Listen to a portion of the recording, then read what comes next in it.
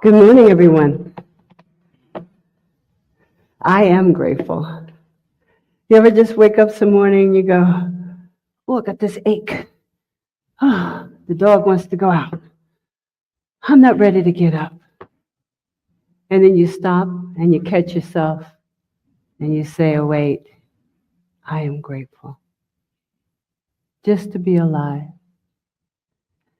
You know, for many of us, the month of November, we celebrate Thanksgiving, we celebrate Friendsgiving with our family and our friends. And as that day approaches, we start to think about all the people and things that we are grateful for. I believe that most of us here, or those viewing, probably have some type of gratitude practice, right? So I want you to humor me. I want to do a gratitude exercise with you. I promise it won't take long. If you will, close your eyes. And for those live streaming, I would like you to participate. Only close your eyes, though, if it's safe to do so. Now, I want you to think about someone in your life that you are very grateful for. It could be a spouse, a close friend, a relative, someone so significant to you. And I want you to feel the gratitude that you have for them. Don't just think about them, but I want you to feel that gratitude. What does that feel like to you?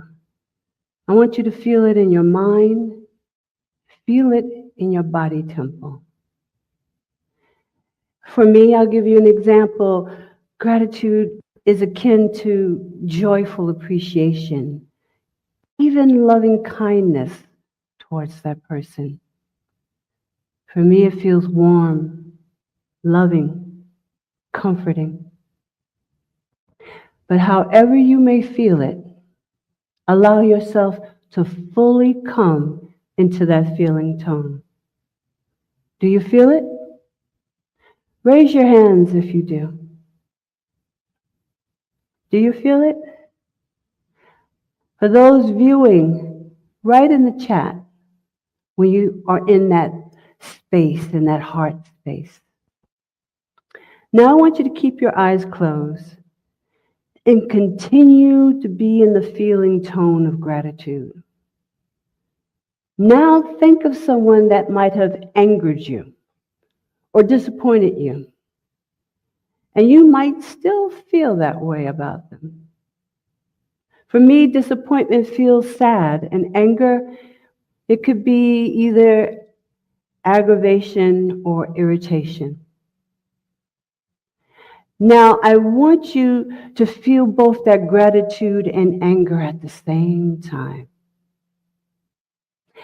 And if you're honest with yourself, you can't. Open your eyes now. If you're honest with yourself, you can't. You can't feel the warmth and the love and the joy of gratitude and anger or disappointment and sadness at the same time. Why is that? Rhetorical. Because gratitude and anger are not on the same vibratory frequencies. Gratitude is often described as a high-frequency emotion, estimated at around 540 hertz. And anger is associated with a low-frequency emotion, with a vibration estimated around 150 hertz. So you might ask, why is it important from a metaphysical perspective to talk about frequencies and hertz? Well, it's important because we all want to live a happy and healthy and abundant life. And good health is nothing more than our cells vibrating and our energy systems vibrating at the rate that they were designed to vibrate at in harmony with each other. So it's important to know that spiritual tools that we can use, such as gratitude, can bring us into alignment with what our spiritual prototype has always meant to be. We find in the Science of Mind glossary, the thing that makes us sick is the thing which heals us. We need not look for the law of sickness and the law of health, because there is only one law. Our misuse of this makes it appear as if there are many laws. Whatever we think, believe in, feel, visualize, impress us at all. Whether we read it, talk about it, all these processes are going into the subjective state of our thought, which is our individualized use of universal mind. Scientific research has shown that humans can become ill by their psychosomatic ruminations, their thoughts and feelings that they constantly think and come to believe to be true. Now, New Thought, Ageless Wisdom has told us this before the advent of quantum physics and modern science. Nothing in the universe rests. Everything moves. Everything vibrates. Not just our physical being, but our thoughts, our feelings, emotions. They all have a vibratory frequency. Our words have a vibratory frequency. I walked you through the exercise to demonstrate to you that when you put your mental attention on a thought, feeling, emotion, in this case, gratitude, you can bring it forth into your present state of being. And most of you raised your hand, signaling that you felt gratitude within yourself, just by thinking of someone that you're grateful for. Then you experience the high vibration, that high frequency that the emotion gratitude emits. You control your own mental atmosphere. You have the power to change your thoughts, your feelings. You have the power to change your life. And the powerful, transformative spiritual practice of gratitude can help you with training our thoughts in a positive way. You see, gratitude is more than just a fleeting feeling of thankfulness. It is a profound practice rooted in the principle of creation. At its core, gratitude means recognizing and celebrating life, the gift of life itself. As a creative force, gratitude transforms our perspective, guiding us to see every moment, even our challenges and blessings, as a part of life-affirming process. When we approach life through the lens of gratitude, we participate actively in creation, shaping our experiences and drawing in more positivity.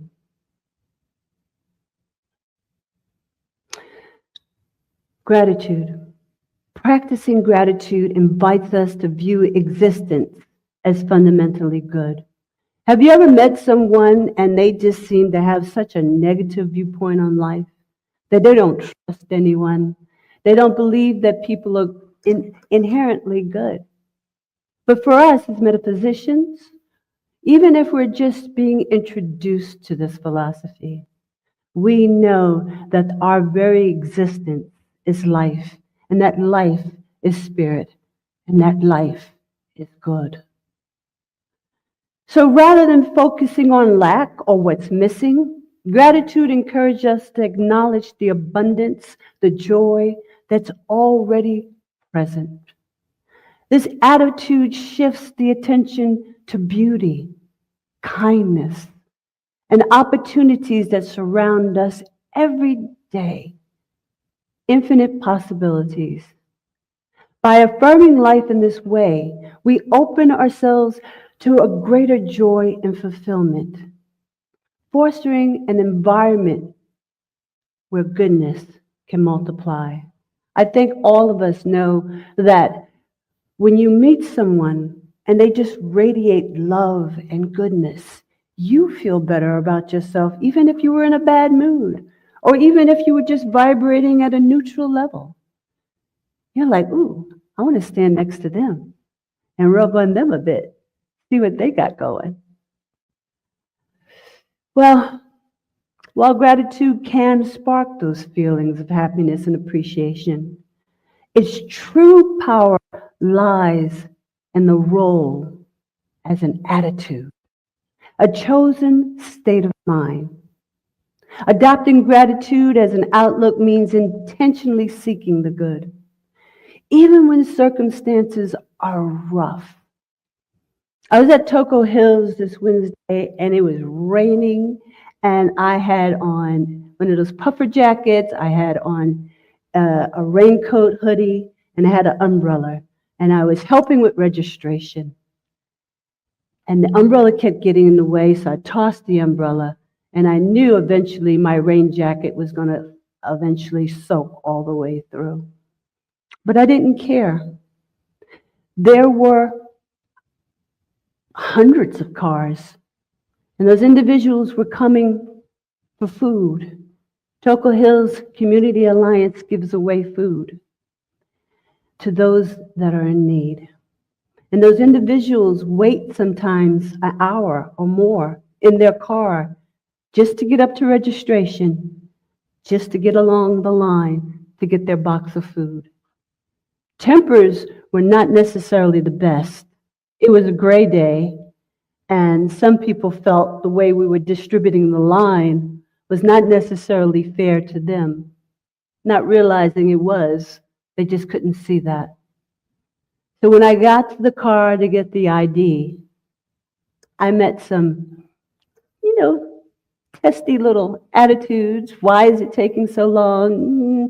What's going on? Why is that car going before me? So what do you say to that? Here I am soaking wet. Here I am cold. Could I give that attitude back? I probably could have. But instead, what I did was I apologized for the delay. I said, we're doing the best that we can, and I'll make sure that we'll speed it up just for you. I changed my attitude, and I told them that I was grateful that they were here. I gave them love. And do you know what happened? As I moved on to the next car and the next car, I still had to pass some of those same people. They rolled down their windows and they said, I'm sorry. I'm tired. The baby in the back, she's getting on my nerves. The dog in the front, I'm just tired. I smiled at them and I said, I have nothing but love for you. I kept my attitude, as cold as I was, as wet as I was, I kept the attitude of gratitude. Why? Because I practice it every day. There was one point I was going to go, I caught myself. I did. Because I have the privilege of helping them, of serving them. I don't need the food that's offered there, but I need to be of service. I need to be of Spirit's hands. I need to be Spirit's voice. I need to be Spirit's light. And by practicing gratitude, I can do that. Adopting gratitude as an outlook means intentionally seeking the good, even when circumstances are rough.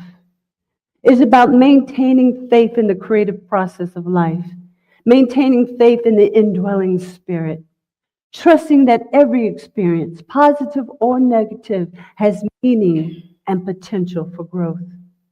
When we choose gratitude, we empower ourselves to find hope, strength, and possibility in every situation.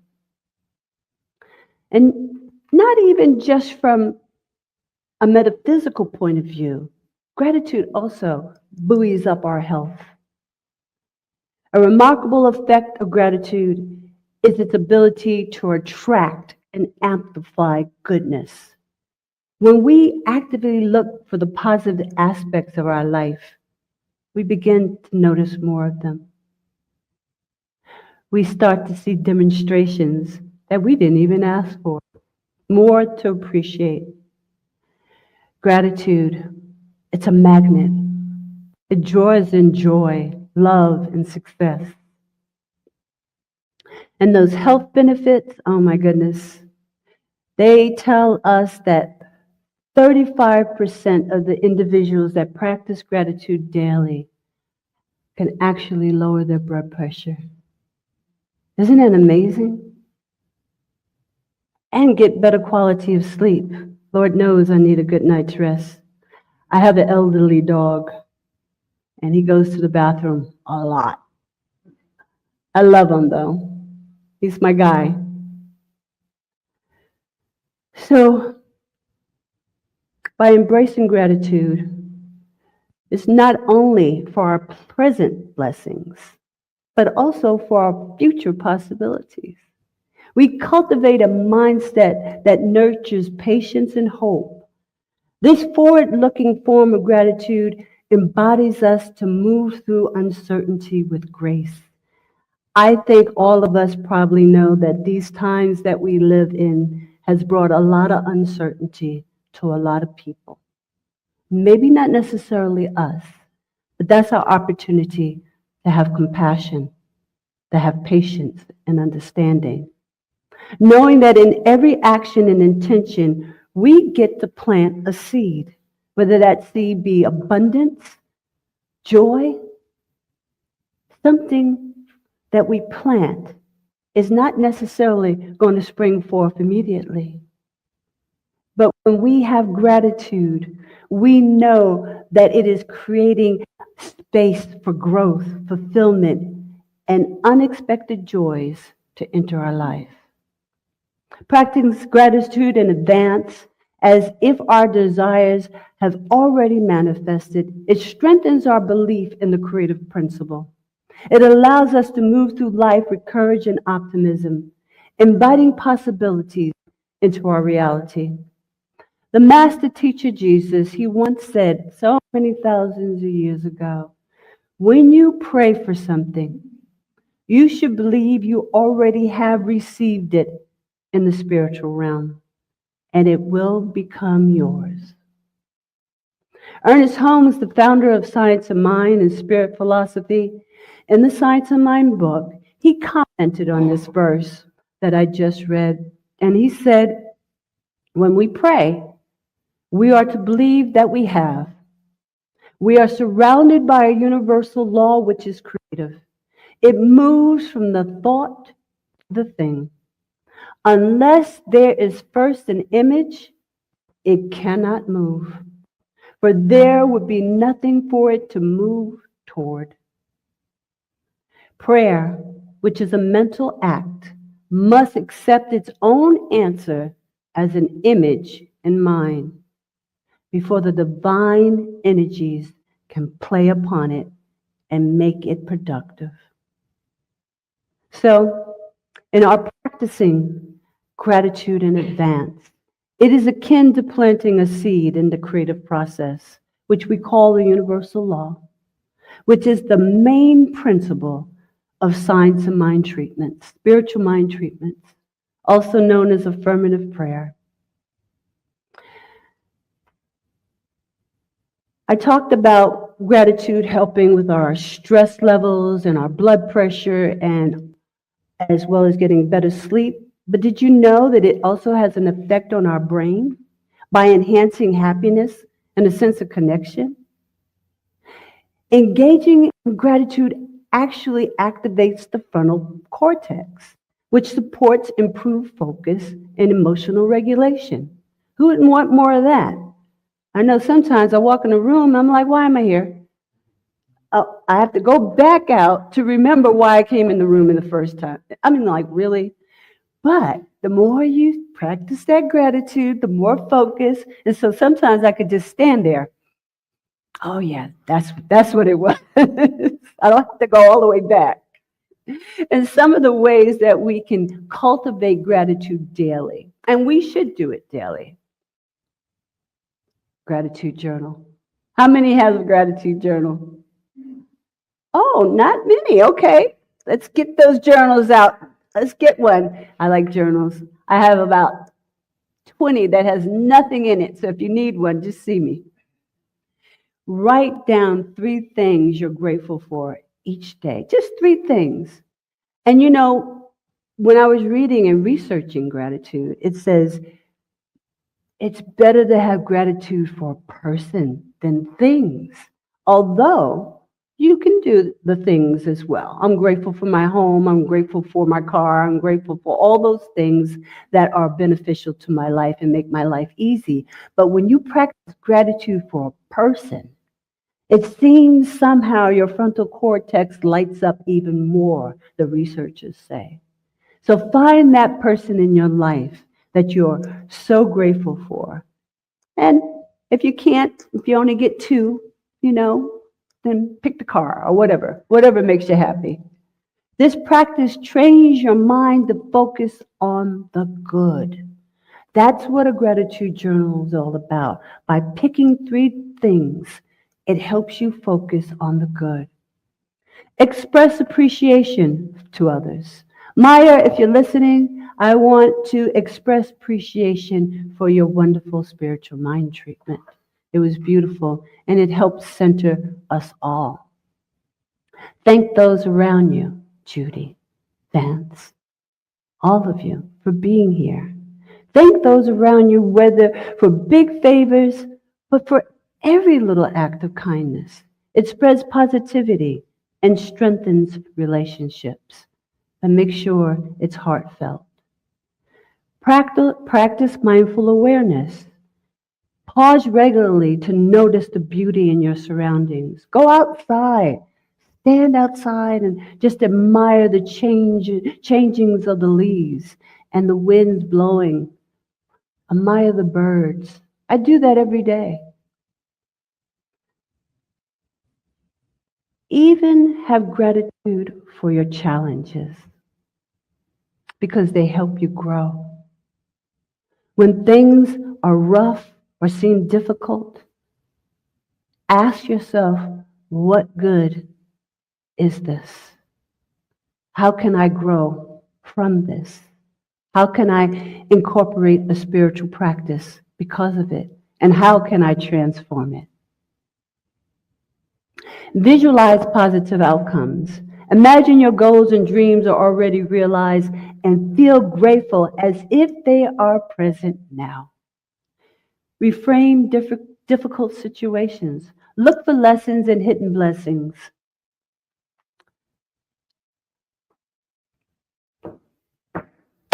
Embracing gratitude as the practice of the principle of creation transforms our lives. It helps us overcome doubt. It magnifies the good. And it reminds us to have faith in what's possible. Gratitude turns ordinary moments into extraordinary ones and opens the door to happiness, resilience, and abundance. By making gratitude a daily habit, we become creators of our own joy, celebrating life and inviting even more to be grateful for. Know this with me. There's just one power in this universe, one source, one divine substance that is truly back of all things. And you and I live, move, and have our being in it. We can never get away from it. So we might as well just dive in and use that creative process to make our lives grand. And so it is.